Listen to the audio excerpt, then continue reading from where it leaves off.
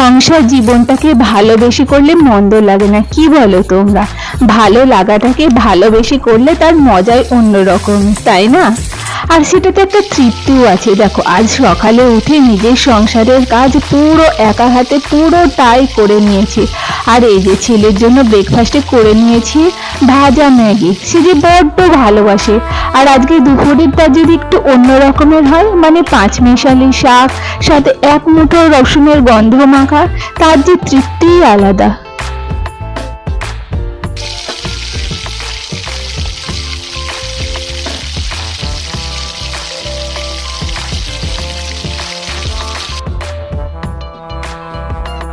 আজকে লাঞ্চের জন্য খুব সামান্যই আয়োজন করে নিয়েছি পাঁচমিশালি শাক, আগেই বললাম। আর এই যে নিয়ে এসেছি রুই মাছ, সেটাতে হলুদ লবণ একটু তেল মাখিয়ে একদম কড়া পাকে লাল লাল করে ভেজে নিয়েছি। আর সাথে দেখো এই যে মশলা, সেগুলোকে পুরো কষিয়ে রসিয়ে একটা লাল লাল করে ঝোল করব। আর শেষ মুহূর্তে এক মুঠো ধনিয়ার পাতা ছিটিয়ে দেবো তার উপরে। যদি টেস্ট করতে পারতে তাহলে বুঝতে পারতে যে কেমন লাগলো।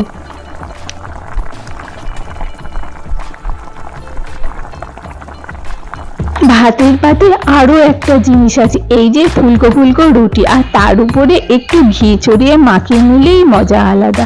তো আমার এই ছোট্ট ভিডিওটা তোমাদের সকলে কেমন লাগলো দুপুরবেলায় খাবারগুলো, সেটা কমেন্টে জানিও। আর ভালো লাগলে একটি লাইক আর সাবস্ক্রাইব করে দিও। দেখা হচ্ছে অন্য ব্লগে, টাটা।